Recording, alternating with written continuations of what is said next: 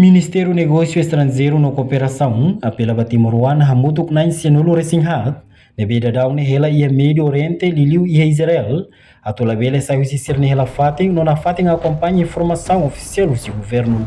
Ministro Negócio Estrangeiro no Cooperação, Bendito dos Santos Freitas, atoidani, ligado à situação de tensão fundo, ameaça nuclear e Médio Oriente liliu entre Israel no Irão. Situação em mundo Oriente sai preocupação global, também ligado ao assunto nuclear, unei, segurança cidadão siraniano, sai prioridade para a nação roto inclui Timor-Leste. Além de o governo musuba Timor-One Sira, ela é a área afetada, a vele halo movimento quando é necessário governante ne informar. To agora se dá o que relatório rumah, quando a cidadão Timor-One nebe hetang afeta ka vítima direta, os incidentes nebe acontece cidadão e a Médio Oriente.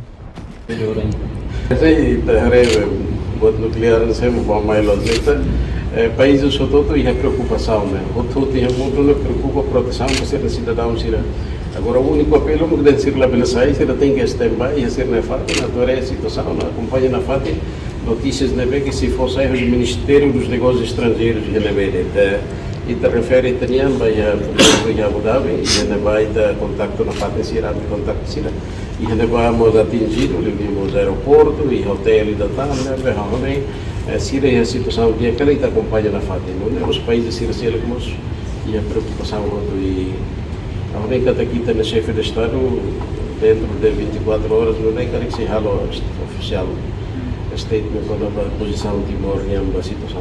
Obrigado, Mara.